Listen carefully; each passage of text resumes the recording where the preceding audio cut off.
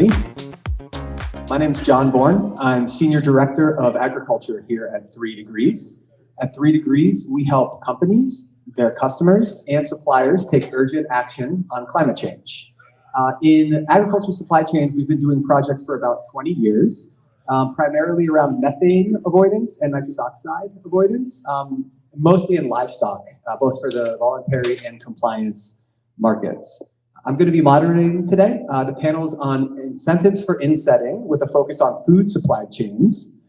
For many of you, you probably already know agriculture is a major source of greenhouse gas emissions. It's around 25%, but it's a notoriously difficult sector to abate for many different reasons. The decentralized nature of farms, measurement is very difficult. The sources of emissions is varied, so each source of emission needs its own solution.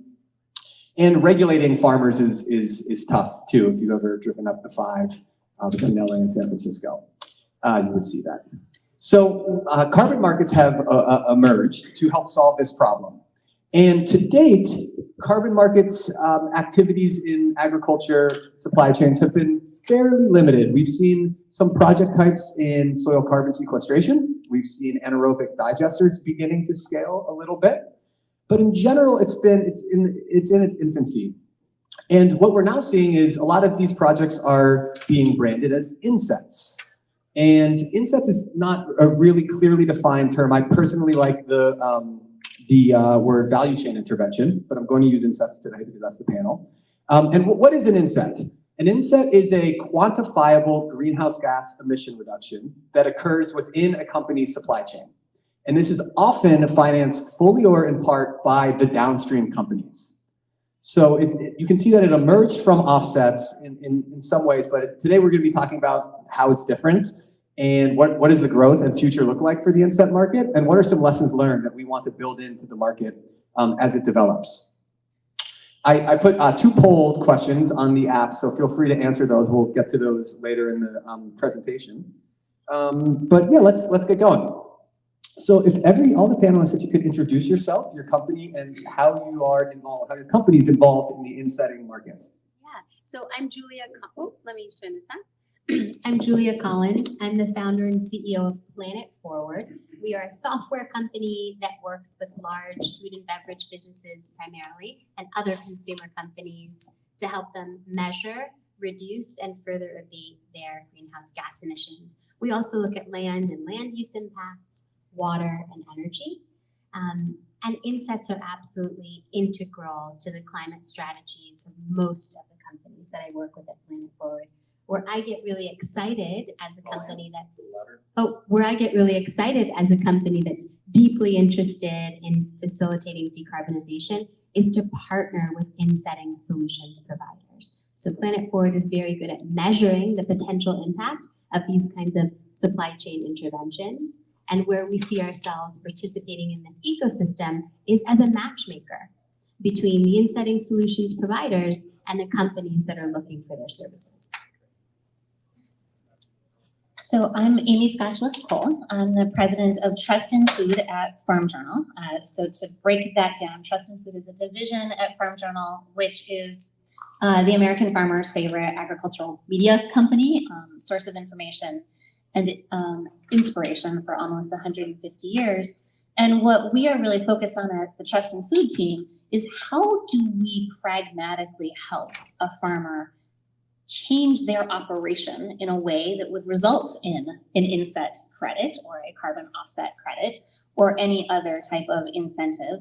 And as context, and I'm sure we'll get into this, it's kind of harder than it sounds, right? You're actually asking a producer to change the way that they are running their business. And if we think about what it takes for any of us to change something, there's a lot behind that.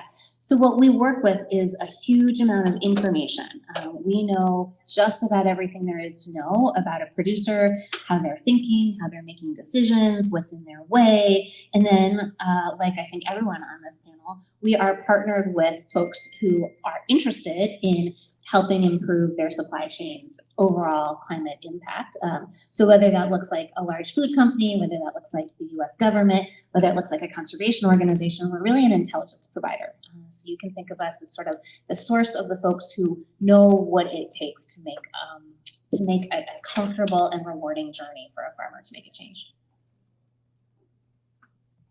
Good afternoon, everybody. I'm Josiah McClellan, and I'm with Land O'Lakes. We are a 100-year-old farmer-owned co-op. You probably know our very well-known consumer-facing dairy foods business. But we also have a pet food business. We also have an ag retail business and a Tratera business unit where I'm mostly attached to, where we provide consulting and tools and solutions to farmers, to ag retailers, to food companies that are working to decarbonize their supply chain. So we're at a really interesting nexus as an organization. We have our own science-based target. We have our own Scope 3 commitment and working to develop insets to achieve that commitment, but at the same time, helping other organizations either farther down our supply chain or adjacent to us in the supply chain reduce their Scope 3 emissions as well. Great, thanks everyone. So Josiah, obviously 3 Degrees and Land O'Lakes has done some insetting work together, so I'm gonna pick on you on the first one here. For those that aren't as familiar with insetting, can you paint the picture of a specific project? So just give an example, what the process of an inset looks like and how it may be different or similar to a carbon offset. Sure. So when I think of a carbon offset, I'm thinking of a Scope 1 project that's happening in a different organization and it's being transacted to another organization's Scope 1. So you've got this offset Scope 1 to Scope 1. With the inset, it's more of that Scope 1 into an organization's Scope 3, whether that's their Category 1 purchased goods and services, whether it's Cat 11 for use of sold products or Cat 15 for investments. There's 15 or 16 different categories in Scope 3.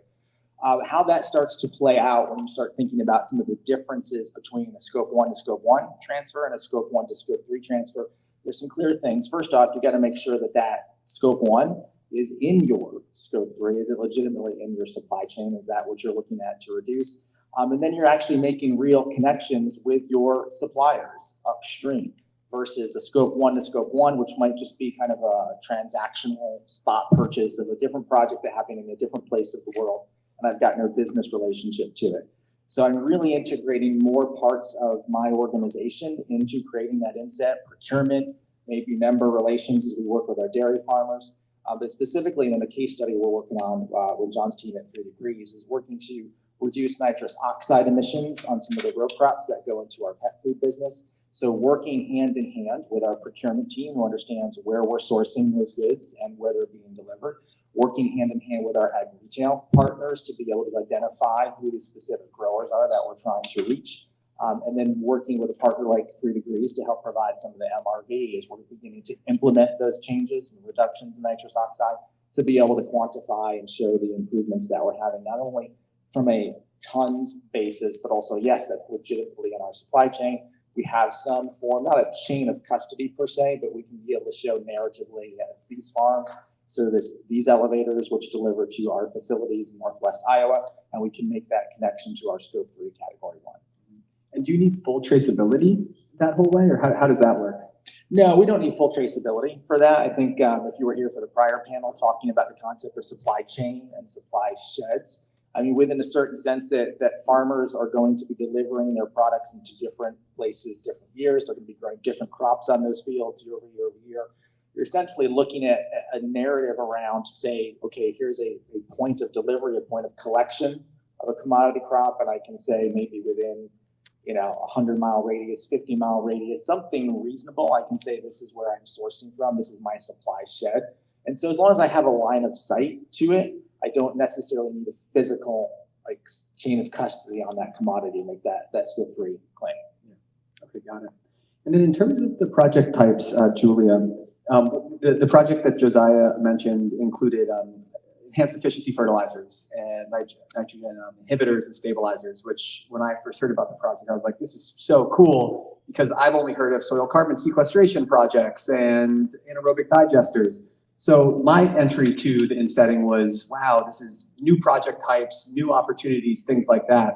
And to me, that makes sense because the whole point of insetting is to reduce emissions from your operations. And if agriculture has a lot of different sources of emissions, you need a lot of different project types. So to me, it made sense. But I guess, Julia, how do you see it? Do you see project types expanding? And is that inherent with insetting that we'll see more project types? Or is that just like what's happening generally right now? Yeah, I mean, just like there's no silver bullet solution to decarbonizing our supply chains overnight, there's no one size fits all best insetting strategy for an organization. So I'm very encouraged that we're at a point now where we are seeing a diversification of project types, because it means that our industry is becoming more mature. And it means that organizations are developing a clearer point of view on what's driving the emissions within their own supply chains, and therefore in a better position to identify those projects that are going to have the maximum impact for what they're actually growing, right? So organizations are looking at prairie strips right now. 3 years ago when I was doing this work, that wasn't a project type that I was even aware of. But as the leaders of these organizations, be they ingredient manufacturers or CPG companies or retail companies or food service companies, become increasingly clear about what's driving emissions, then they're in a better position to find the project type that actually relates to where their impact's going to come from. I think it's a fantastic trend. I think we're going to see further just diversification of project types. It's going to create some more complexity, but I think many of us here are familiar with that kind of complexity and know how to adapt and change in the face of new information. Okay. Amy, I want to talk about the farmer a little bit.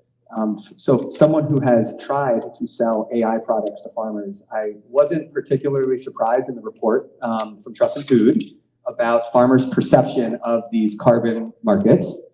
I think the stat was 97% of farmers identify as not ready to engage in a market such as this. And I think in their minds, maybe they were thinking about offsets, but maybe they weren't. So I'd love to just hear a little bit about engaging farmers. What matters to them? What are some lessons learned? And do we see any opportunities within Insetting that may solve some of these problems? Yeah. So just to catch everyone up, the report that you referenced is we put out a report last year called Carbon Markets and U.S. Farmers, Ready or Not.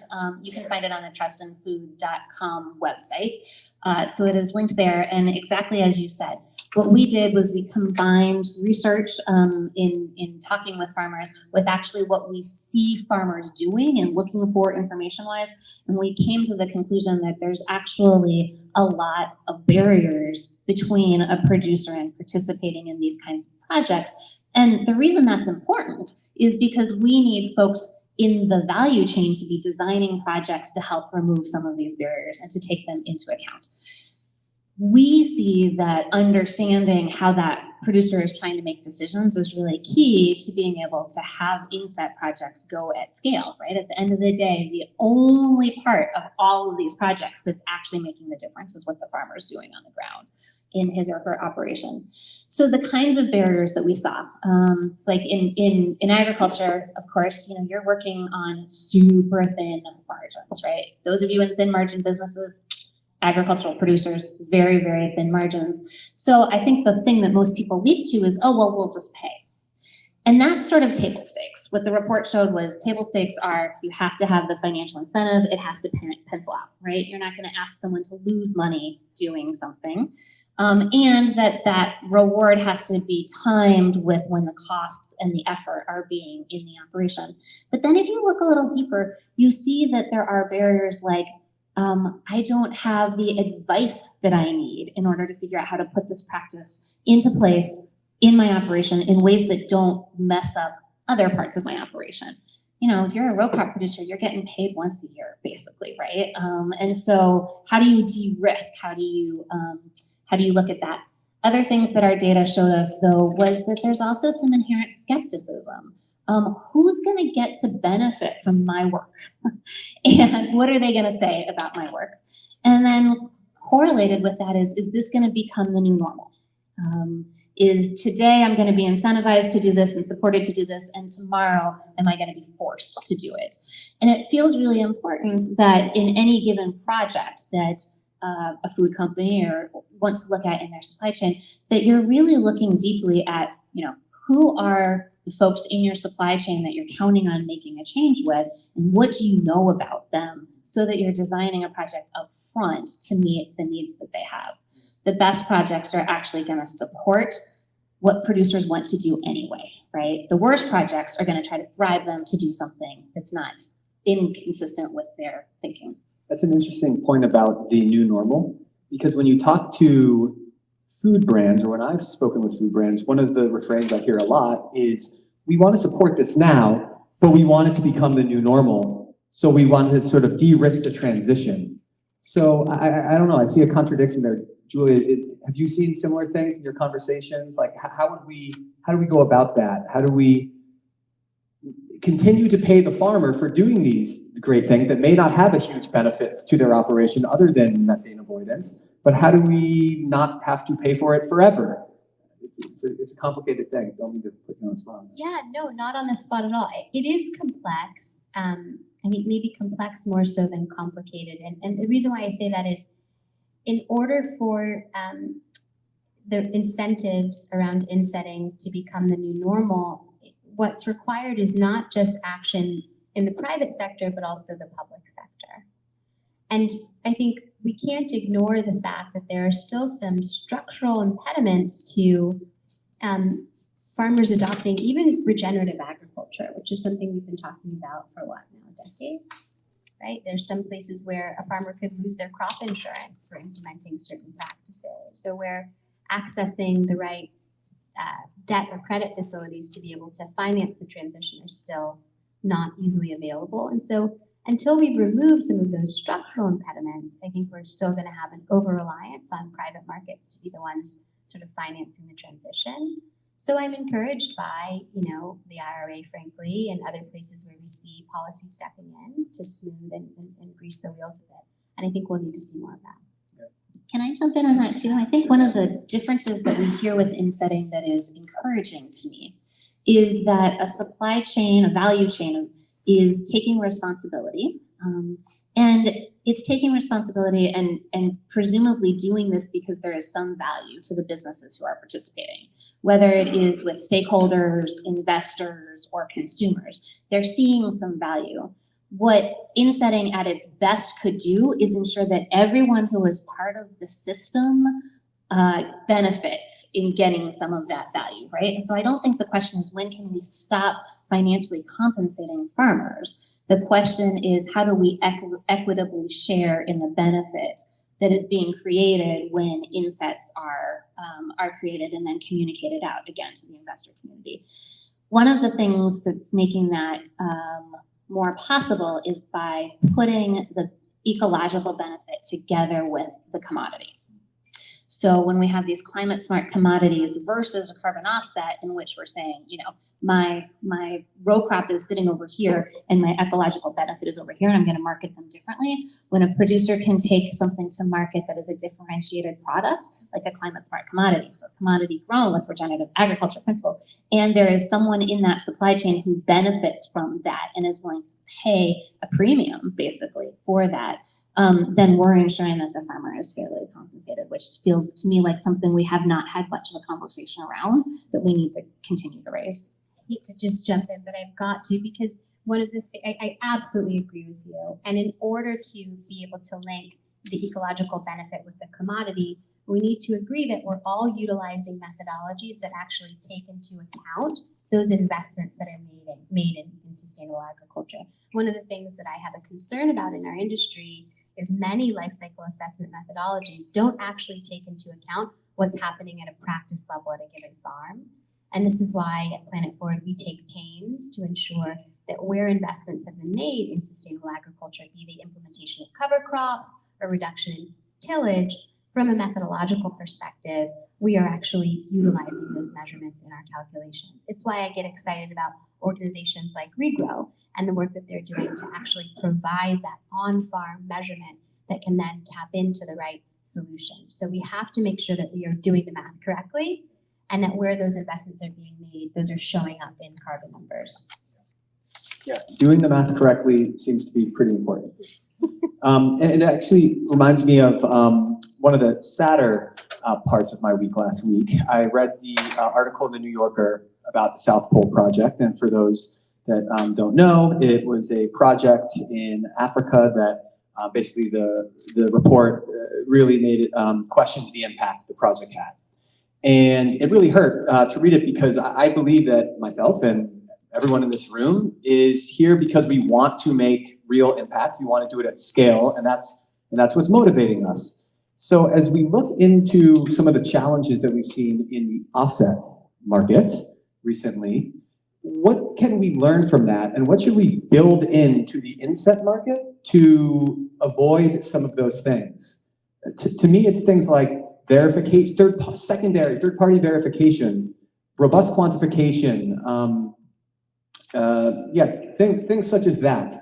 Maybe a registry, so to avoid double counting. I don't know, I'm kind of on the fence on that one still. But Josiah, what about you? What lessons can we learn from the offset market to ensure a more healthy and vibrant insetting market? Yeah, thanks for filling the poll question, by the way.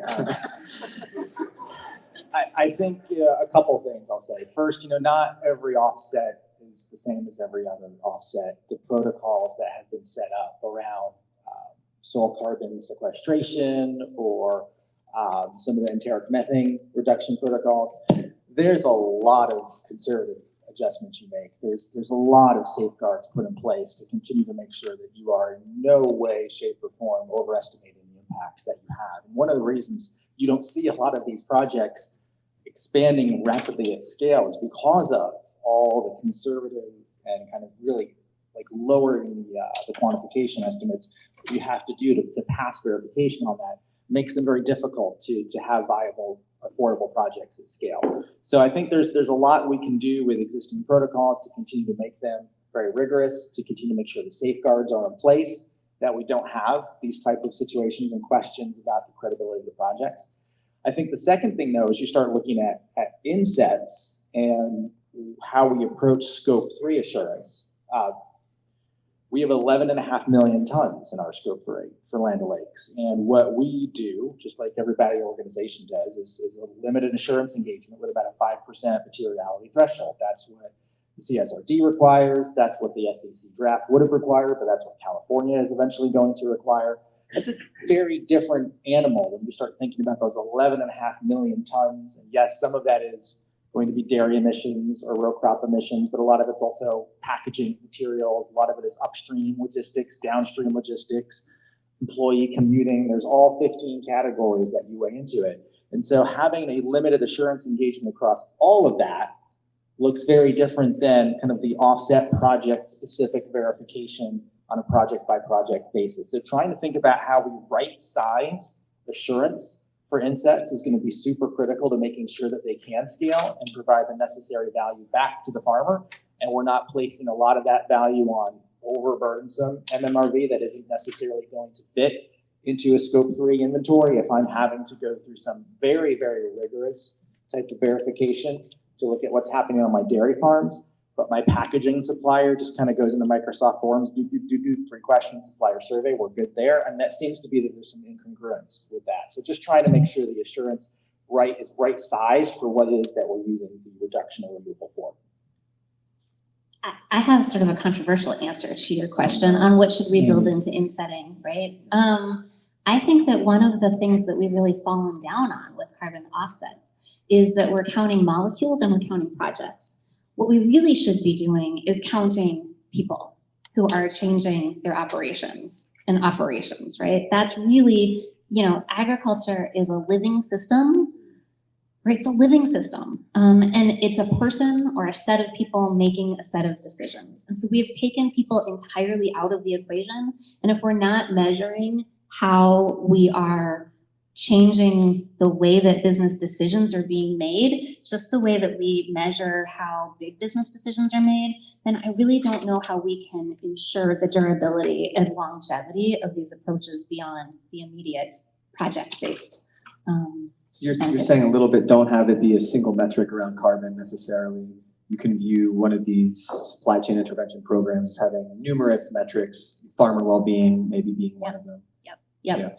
Multiple metrics, not trying to distill a living system with humans at the center of it down to one number on a balance sheet.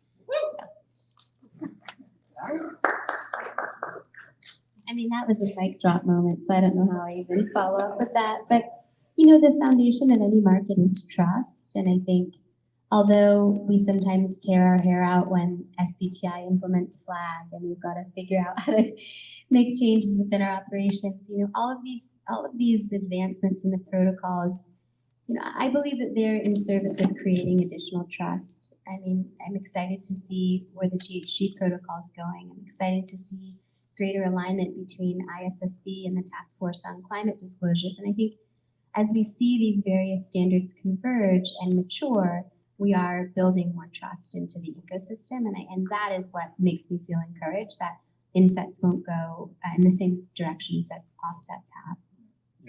I'm hearing a fairly wide agreement on use of third-party protocols, trusted science, trusted protocols that have been developed over time, and trusted project types. And I mean, you and I were talking ahead of time, and we don't see, I think we both agree that we don't see, all projects will not be created equal. So looking very carefully at each project is still going to be very, very important because they are different. The manure solid separator project is very different than nitric acid manufacturing for fertilizer. They're just different. I think this is also where your point about diversification is important, right? Because one of the ways that you diversify any asset or any portfolio, one of the ways that you de-risk any asset or portfolio is through diversification. And so if we can agree that there's no one single project type that's going to result in all of the decarbonizations that a given organization needs, then we can agree that having a diversity of those project types and allowing for some margin for error and some margin for experimentation is equally important. Thank you. One thing I didn't hear an answer in is my question around registration. And I'm still pretty torn on this because, when you register a project, you're putting it on a Vera registry. And the advantage of that, or a sustained cert, any sort of public registry, the advantage of that is that one of the advantages is that you can avoid double counting. It's really, public, and it helps ensure that the folks who are funding these sort of efforts get to claim it. But I also see some of the challenges with registering insets because it's expensive and it takes even more time. So, I don't know, Josiah, do you have a strong opinion on that aspect of it? You got all the fun questions. I know. Yeah, I want a softball. I don't have a strong opinion on it. I mean, I think one of the things that the registry process within offsets, which again, is scope 1 to scope 1, very clear, no double counting. When you apply that to insets, you've got to start thinking again about the fact that there is what the protocol called permissible double counting. So you've got multiple organizations up and down a supply chain that would have that Cat 1 or Cat 11. You'll have the banks and portfolios with Cat 15. So there's going to be elements where more than one organization can have a claim to that impact rather than a one-to-one. And to the great points you've been making, Amy, how do we get the value of that to all those organizations back to the farmer who's the one making the change in the implementation, and not just have it go one-to-one and kind of miss out on all the value that could be created in a true scope 3 inset. So things we have to consider as we think about what the future looks like. So another elephant in the room, who pays for this? Who pays? Is it all the downstream brand? Does everyone in the supply chain put in a little money? At 3 Degrees, one of the things that I've learned as I've joined the company and learned about what's made 3 Degrees successful is we've helped corporates make it easier to take action on climate change. And that's been in renewable energy and some of these other spaces. So as I think about making it easy to participate in insetting, who is participating and what sort of structures should we create to facilitate that? Question. Well, we're talking a lot about insets right now within the context of decarbonization, but one of the things that is important to think about the role of insets and in de-risking of the supply chain itself. And so when an organization is investing in sustainable agriculture, they're also investing in de-risking that supply shed or that commodity. And so that's a place where you can see the return on investment and who would pay. You would pay to de-risk your supply chains, wouldn't you? So that's just a way to maybe amplify the frame a little bit. I mean, I have been doing this for almost 30 years, and we've been asking that question at every panel for 30 years, right? And it seems odd to me. It's an odd question. Where else do we ask who pays as opposed to who benefits, right? Obviously, the folks who are benefiting are the folks who have to help share the risk, and that is something an inset can do better than a one-to-one offset, right? And to a degree, we are really asking for society to understand that there is a system change, an ecological system change that's being requested here. And so it makes sense to me that it's a complex answer, but the answer comes back to the system has to all figure out their piece of the puzzle, which isn't to say, I mean, look, if you get to talk to farmers on a weekly basis, like those of us at Farm Journal get to do, no one's sitting there saying, hey, I can't wait to screw up water quality in the creek where my kids play, right? But what we have to understand is that systems have been built that really put disadvantages in place for choices that producers can make. And so really, everyone's gonna benefit a little bit and everyone's gonna need to do a bit of their part. And we can't just put it on any one either company or any one individual to figure out. So, yeah, go for it. I'm just going to build on that because I think the question too about who pays is also is money the solution to all the problems here, and I don't think that's the case. We certainly see as we work with our members, there's an element of like, help me understand how to do this. It's real easy to just to finance a bunch of solar panels, drop them off in front of your driveway. Okay, great, install them. I hope you're not afraid of heights on your roof. Like, you need someone who has the skill set to come in and like actually help implement the practice and the change. And it's not just about the dollars. So we think about going beyond who pays to who contributes. The whole system we've been talking about, how do you make that work? People are a huge part of that. Building a pipeline of conservation agronomists. That's something we're trying to do with our Climate Smart Commodity Grant, and a lot of other organizations are doing the same thing. Really creating an opportunity for the farmers to have technical expertise and not just reimbursement to be able to take the next step and wherever they are in the journey. Yeah, that's just it's so important to double down on that point. And we have a Climate Smart Commodity Grant as well. And what's the center of our grant is really we're doing 16 different practices in 19 different states. So to the point of like, we believe that there's no one project type. We've like taken that on steroids, right? And that's because we have the ability through the data and information we have to understand what a producer needs in Eastern Iowa and what kind of project is available to him or her. And then his neighbor across the way might actually look very, very different from each other, right? So at the heart of our grant is actually information and data. How do we help? Because data is going to power this climate smart agricultural economy, right? So how do we help producers see value in the data? And that is, deep understanding of what kind of problems are we solving, what kind of opportunities are we creating, because they themselves are starting to get the support and the information that they need in order to meet their own goals for their own operation. You all have probably seen in the hallway the IDEO booth that says, don't force me to do it, make me want to do it. I feel like that's the opportunity that insets have with producers. We've got the information, we have the intelligence, we have the data, we've got the willing brands. How do we put all of that together so that this is actually a pull rather than a push? A great example of that, I was at one of our dairy farms in Yakima Valley recently, and I asked, you installed this manure management system, how is it going? And his first response was, my neighbors like me now, because the air quality is not so shitty around the farms. And that's a great example. I mean, he's like, who doesn't want their neighbors to like them? And that's a great co-benefit, but that's his initial answer to how's this new technology that happens to, abate methane going. Okay, so polls, poll results. Here we go. Where are we on our insetting journey? So only one respondent out of 30 is actually insetting. So that is kind of interesting. But about half are in the decision-making planning phase. So I hope maybe a year from now when we're having this panel, we can see some more action.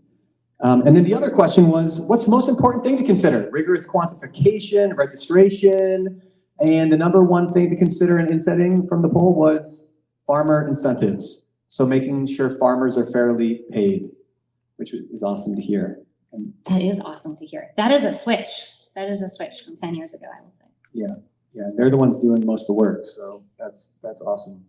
And now I'm going to some questions from the audience here. The first one was around removals. So removals has been a big topic of the conference, and there's a lot of great new technologies, some of which are related to agriculture, soil carbon sequestration being the obvious one, biochar, enhanced rock weathering. Are removals, can they be an inset? Can someone walk me through that? Yeah, we're using them as part of our insetting strategy. And so you look at the latest draft of the land sector removals guidance. It's designed specifically to create that opportunity for removals to be within scope 3 and scope 1 as well. That's associated with it. But yeah, removals are absolutely part of it, quintessential to our ability to achieve our scope 3 commitments. And I think certainly part of any 1.5 degree scenario. Okay, great. Is there specific removals that are of interest right now that you think are a great fit for agriculture insetting projects? Well, for us, it's soil carbon Soil carbon. sequestration, Yep.